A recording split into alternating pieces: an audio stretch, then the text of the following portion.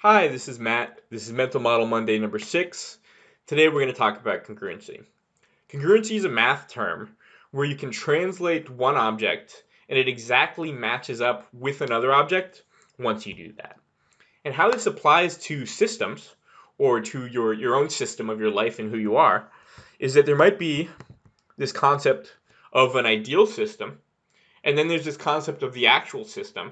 And if those can be rotated and turned and they actually are the same thing, then you have achieved congruence. There's a deeper level of congruence that I would look at. Another way to look at it. Congruence comes from a Latin word which means to agree.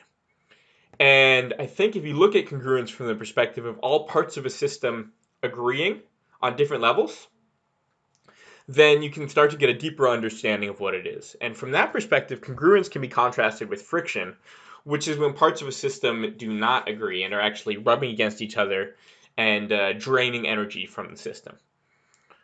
So there are roughly two ways to achieve this agreement of parts of a system, or agreements on different levels of understanding of the system.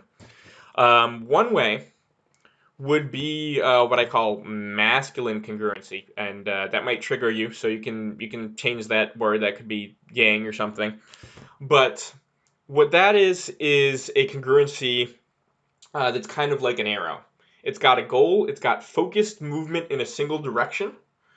And it's like so boxing would be a congruently masculine martial art. It's got a single goal. The goal is to put all the power behind that punch to get a knockout, and that is sort of the goal of boxing.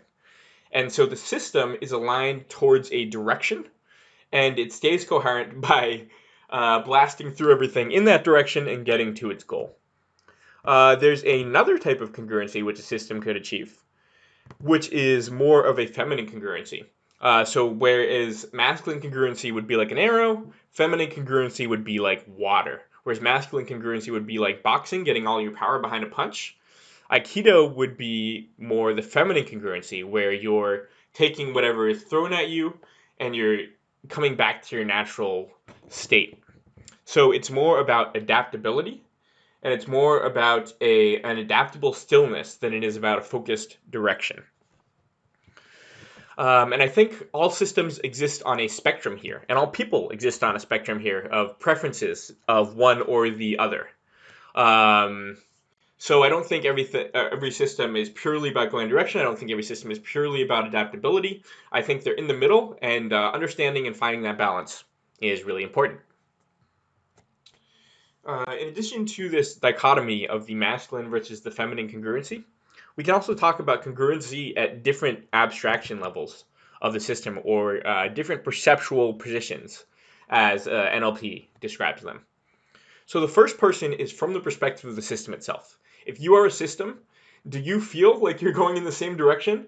Or are there some parts of you going one way, some parts of you going another way? In the subsystem, is everything working together, or is there friction? Second person congruency is from the totality of the system and from the outside of the system. What are the effects the system creates?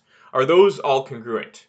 Do those all point in the same direction? If I looked at the system, would I know what the purpose of the system was, what the direction of the system was, or what the internal values of a feminine system was? And then the third person is sort of from the view of other systems, or if you're the system, from the view of other people and how all the systems interact.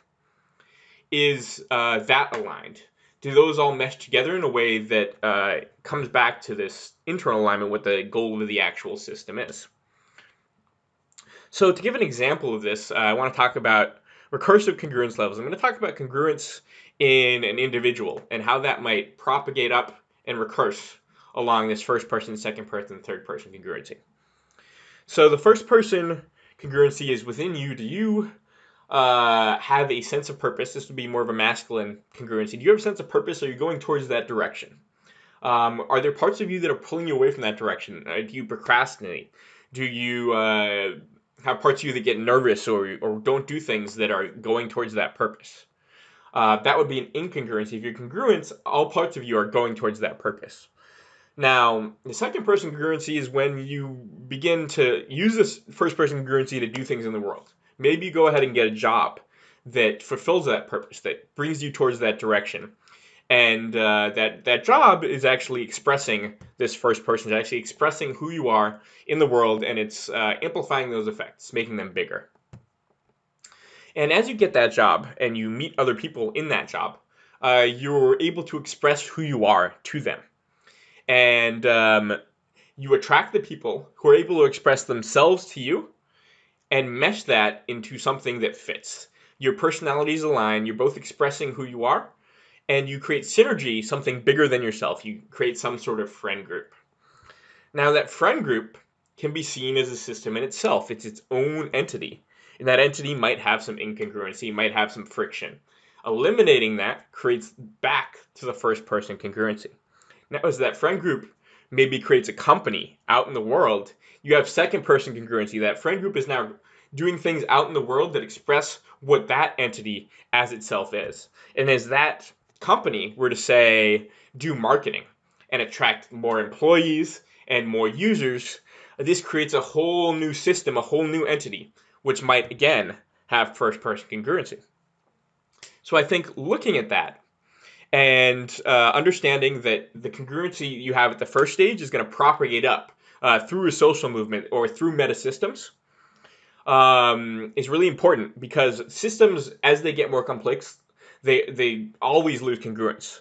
But understanding that you need to start with a highly congruent system in order to be able to bootstrap up to a very high level of a social movement or a larger system, I think is very important to understand. Thanks for watching, guys, and I'll catch you on the flip side.